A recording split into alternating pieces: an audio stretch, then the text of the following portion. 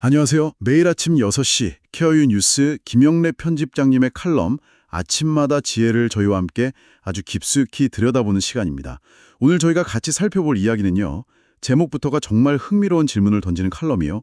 아침마다 지혜 260일 100세 시대의 건강 파트너 AI라는 청진기를 든 의사입니다. 네, 안녕하세요. 이 제목만 딱 들으면 어떤 생각이 드세요? 보통 AI, 인공지능 하면 뭔가 차갑고 계산적이고 좀 비인간적인 그런 이미지가 있잖아요. 그런데 이 칼럼은 완전 반대 이야기를 해요. 바로 그 차가운 기술이 의사와 환자 사이에 사라져가던 따뜻한 인간미를 되찾아줄 수 있다. 뭐 이런 주장이거든요. 그렇죠. 솔직히 저도 처음엔 이게 무슨 말이지? 싶었어요. 환자랑 눈도 안 마주치게 만드는 그 기술이 어떻게 해결책이 된다는 건지 오늘 이 역설적인 주장이 정말 타당한지 한번 제대로 파헤쳐 보겠습니다. 네, 그야말로 기술의 역설이라고 할 수 있겠네요. 보통 기술이 발전하면 인간이 소외된다는 게 익숙한 이야기인데 그 기술로 오히려 인간성을 회복한다? 이건 정말 도발적이면서도 우리에게 많은 생각을 던져주는 것 같아요. 맞아요. 오늘 정말 파고들 게 많을 것 같습니다. 네. 그럼 먼저 칼럼이 묘사하는 지금 우리 의료 현장의 좀 씁쓸한 풍경부터 짚고 넘어가 보죠. 칼럼이 딱 두 의사의 모습을 보여주면서 시작하거든요. 하나는 우리가 마음속에 그리는 이상적인 의사, 명의의 이미지요. 아, 드라마에 나오는 그런 분들. 네, 맞아요. 환자 손 한번 꼭 잡아주고 아픈 것뿐만 아니라 마음까지 헤아려주는 그런 모습이요. 근데 현실은 아시잖아요. 완전히 다르죠. 칼럼 표현을 그대로 빌리면 차가운 진료실 공기 속에서 의사는 환자보다 모니터 화면을 더 오래 바라봅니다. 이거 너무 공감되지 않으세요? 아, 정말 그렇죠. 우리가 어디가 아파요? 라고 말을 채 끝내기도 전에 의사 선생님 손은 이미 키보드 위에서 막 바쁘게 움직이고 있잖아요. 맞아요. 다들 한 번쯤은 경험해 보셨을 거예요. 네, 기술은 분명히 좋아졌는데 왜 의사와 환자 사이의 거리는 점점 더 멀어지는 걸까요? 바로 그 지점이 이 문제의 출발점이에요. 흔히들 요즘 의사들은 정이 없어. 아니, 3분 진료가 문제야. 이렇게들 말씀하시지만 칼럼에서도 지적하듯이 이건 단순히 의사 개개인의 인성이나 태도의 문제로만 볼 수는 없거든요. 아, 그게 다가 아니다. 네. 근본적인 원인은 다른 데 있다는 거죠. 그 근본적인 원인이 뭔가요, 그럼? 바로 정보의 폭증이에요. 칼럼에 나온 비유가 정말 와닿는데 한 사람의 평생 의료 기록을 쫙 모으면 웬만한 소설책 몇 권 분량을 훌쩍 넘긴다고 해요. 와, 소설책 몇 권이요? 네.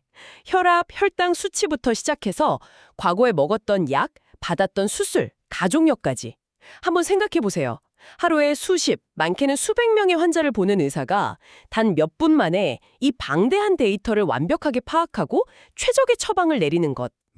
이건 사실상 뭐랄까, 인간의 능력으로는 거의 불가능에 가까운 미션인 거죠. 듣고 보니 그러네요. 결국 의사들은 환자의 얼굴을 보면서 교감할 시간조차 없이 그 모니터 속 데이터랑 씨름할 수밖에 없는 그런 구조에 갇혀버린 거군요. 맞아요. 그래서 환자와 눈을 맞추는 대신 모니터를 볼 수밖에 없는 거예요. 아, 실수하지 않으려고. 네, 바로 그거죠. 실수하지 않기 위해서요. 근데 여기서 한 걸음 더 들어가 보면 이게 단순히 정보가 많아서 만의 문제일까? 하는 생각도 들어요. 병원의 수입 구조나 비효율적인 의료 시스템이 의사들을 더 쥐어짜고 있는 건 아닐까요? 아, 그것도 정말 중요한 지적이네요. 결국 기술적인 문제랑 제도적인 문제가 복합적으로 얽혀 있는 거군요. 자, 그런데 이 칼럼은 우리를 이렇게 삭막하게 만들었던 바로 그 정보의 홍수 속에서 아주 역설적인 해결책을 찾아냅니다. 바로 의료 인공지능, AI의 등장이죠. 네. 저자인 김영래 편집장님이 여기서 아주 흥미로운 사례를 하나 가져와요. 미국의 저명한 의학자 로버트 와처 박사 이야기인데요. 이분이 이런 고백을 했다는 거예요. 이제 의사들은 동료 의사에게 자문하는 대신 AI에게 먼저 물어본다. 이 말만 딱 들으면 아니 어떻게 사람의 생명을 다루는 일을 기계한테 물어봐 하는 그런 거부감이 들 수 있잖아요. 충분히 그럴 수 있죠. 당연한 반응이에요. 네.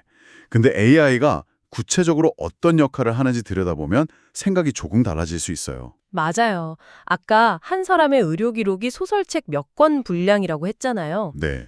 AI는 그걸 단 몇 초 만에 분석해내요. 지난 20년간의 혈압 변화 추이, 과거에 특정 항생제를 썼을 때 나타났던 아주 미세한 알레르기 반응, 뭐 현재 복용 중인 여러 약물 간의 상호작용 가능성까지.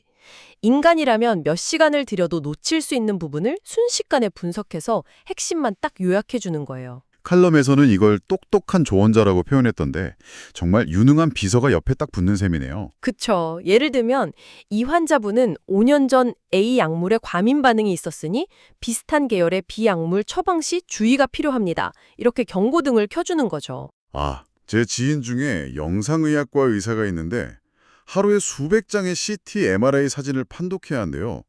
근데 그분 말이 가끔은 너무 지쳐서 정말 미세한 암세포를 놓칠까 봐 두려울 때가 있다고 하더라고요. 와, 정말 상상만 해도 압박감이 느껴지네요. 네, 바로 그런 분에게 AI는 단순히 비서가 아니라 환자의 생명을 지키는 두 번째 눈과 같은 존재가 될 수 있는 거예요. 두 번째 눈이라는 표현이 정말 와닿네요. 그런데 한편으론 이런 걱정도 들어요. 그 유능한 비서한테 너무 의존하게 될 위험은 없을까요? 그러니까 의사가 직접 차트를 깊게 들여다보면서 발견할 수 있는 어떤 미묘한 맥락이나 환자의 특수성을 AI가 요약해준 핵심 정보만 보고 놓치게 될 수도 있지 않을까요? 아, 정말 날카롭고 중요한 우려입니다. 의사 고유의 직관이나 통찰력이 무뎌질 수도 있겠다는 생각이 들거든요. 맞아요. 그게 바로 AI 기술의 블랙박스 문제와도 연결되는 지점이고요. AI가 왜 그런 결론을 내렸는지 설명하지 못하는 경우가 있거든요. 그래서 컬럼에서도 계속 강조하는 것이 AI는 결코 의사를 대체하는 게 아니라는 점이에요. 강력한 도구일 뿐이라는 거죠. 아, 도구다. 네, 최종 판단과 책임은 전적으로 인간 의사의 몫이에요. AI가 이 환자는 암일 확률 98%라고 분석을 해도 그걸 바탕으로 조직 검사를 할지 아니면 다른 가능성을 더 찾아볼지 결정하는 건 의사라는 거죠. 오히려 AI 덕분에 의사는 데이터 분석이라는 노동에서 벗어나서 환자의 전반적인 상태와 심리까지 고려하는 더 고차원적인 판단에 집중할 수 있게 되는 거고요. 알겠습니다. AI는 분석가, 의사는 최종 결정권자이자 공감자, 이런 역할 분담이 확실히 전제되어야 한다는 거군요. 자, 그럼 칼럼이 그리는 가장 이상적인 시나리오로 넘어가 보죠. AI 덕분에 의사들이 서류 작업이라는 늪에서 벗어나서 시간과 여유를 찾게 된다는 부분이에요. 네. 이 부분을 묘사한 칼럼의 문장이 참 감성적이었어요. 의사가 마침내 시니어 환자들의 주름진 손을 잡고 떨리는 목소리에 귀 기울일 수 있는 여유를 되찾게 된다. 이 대목이요. 그렇죠. 기술 발전이 효율성만 높이는 게 아니라 오히려 이렇게 인간적인 교감을 나눌 시간을 벌어준다는 것. 이게 이 칼럼의 핵심적인 희망인 것 같아요. 그 희망적인 메시지에는 깊이 공감하지만 한편으로는 이런 현실적인 우려도 들어요. 어떤 노래죠? 과연 모든 병원과 의사들이 AI가 벌어준 그 시간을 온전히 환자와의 교감에 사용할까요? 아, 바로 그 점이에요. 병원 경영진 입장에선 어떨까요? AI 덕분에 의사 한 명당 진료 시간이 평균 3분 단축됐으니까 하루에 환자 10명씩 더 받으세요. 이렇게 압박할 가능성은 없을까요? 정확해요. 충분히 그럴 수 있죠. 기술의 선한 의도와는 다르게 오히려 노동 강도를 높이고 의료를 더 컨베이어 벨트화하는 그런 도구로 변질될 수도 있지 않을까요? 네네. 기술 자체는 가치 중립적이거든요. 그걸 어떻게 사용하느냐에 따라서 약이 될 수도 독이 될 수도 있는 거죠. 그래서 AI 의료 기술을 도입할 때 기술 개발만큼이나 중요한 게 바로 제도적, 윤리적 가이드라인을 만드는 거예요. 예를 들면 어떤 게 있을까요? AI를 활용하더라도 최소 진료 시간을 보장해야 한다 같은 사회적 합의가 필요한 거죠. 기술의 도입이 곧바로 인간성 회복으로 이어진다고 보는 건 조금 성급한 낙관론일 수 있어요. 우리는 그런 기술이 올바르게 쓰이도록 계속 감시하고 요구해야 합니다. 네, 현명한 담시자의 역할이 여기서도 중요하군요. 자, 그럼 이야기를 조금 다른 방향으로 틀어볼게요.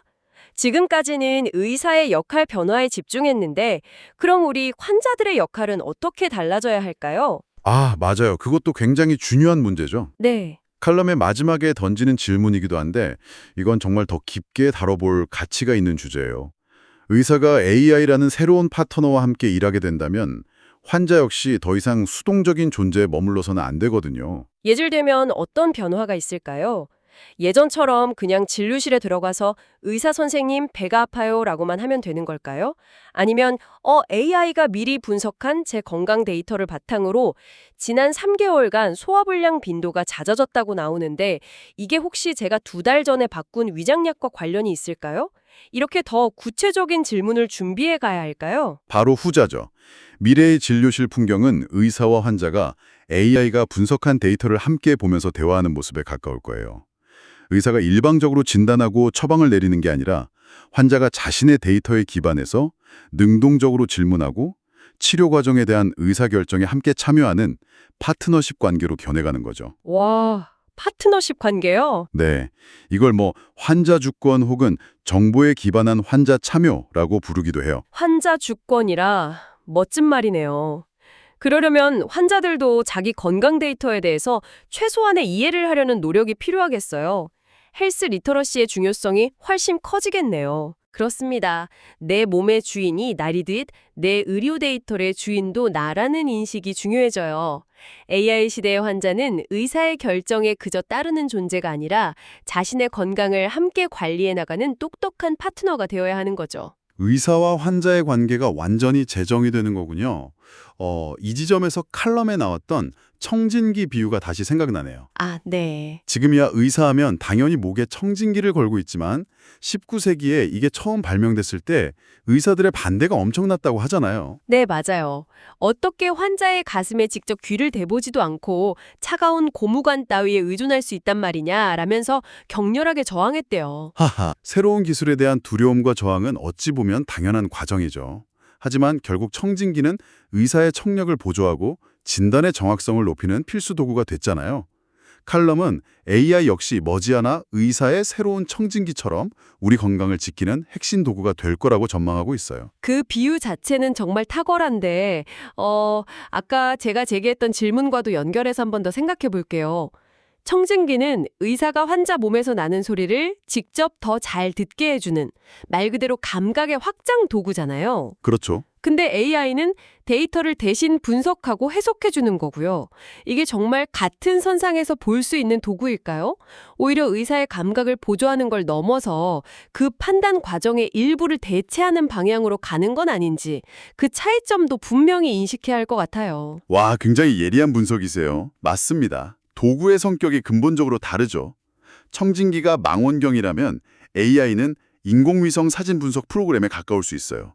그래서 아까 말씀드린 블랙박스 문제나 과잉 의존의 위험이 청진기와는 비교할 수 없을 정도로 큰 거고요. 네. 그래서 칼럼이 마지막까지 놓치지 않는 것이 바로 기술에 대한 신중한 태도예요. 그 신중한 태도란 구체적으로 어떤 거죠?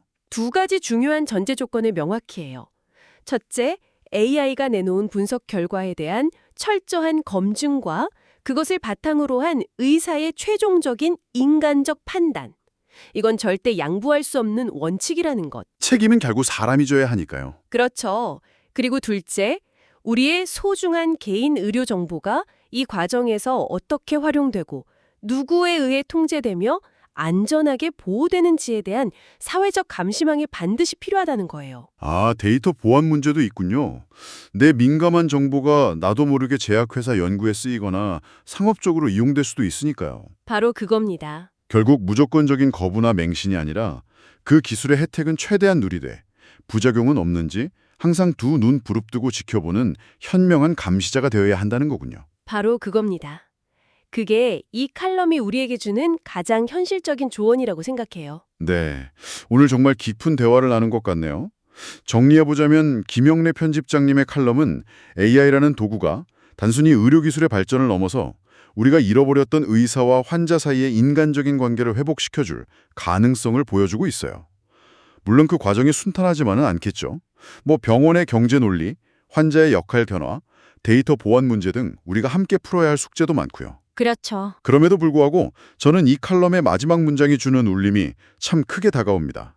기술이 발전할수록 역설적으로 더 인간적인 의료를 기대할 수 있다는 사실. 이것이 바로 100세 시대를 살아가는 우리가 가져야 할 희망이자 지혜가 아닐까 합니다. 기술에 대한 막연한 불안감을 따뜻한 희망으로 바꿔주는 아주 인상적인 마무리인 것 같아요. 저도 깊이 공감합니다. 오늘 저희가 의사와 환자의 역할 변화까지 이야기해봤는데요. 청취자분들께 마지막으로 이런 질문을 하나 던지면서 마무리하고 싶어요. 네, 어떤 질문인가요? 우리가 AI의 도움을 받아 진단받는 시대가 온다면 우리의 신뢰는 어디로 향하게 될까요? 만약 의사는 A라는 진단을 내렸는데 AI는 B라는 진단을 내린다면 우리는 누구의 말을 더 믿게 될까요? 의사의 오랜 경험과 직관일까요? 아니면 수백만 건의 데이터를 학습한 AI의 확률적 판단일까요? 정말 어려운 질문이네요. 그리고 병이 나았을 때 우리는 의사에게 감사해야 할까요? 아니면 그 의사를 도운 AI 알고리즘 개발자에게 감사해야 할까요? 어쩌면 이것은 기술의 문제를 넘어 100세 시대에 우리가 신뢰와 인간관계를 어떻게 재정의해야 하는지에 대한 철학적인 질문일지도 모르겠습니다. 한 번쯤 생각해 보시면 좋겠습니다.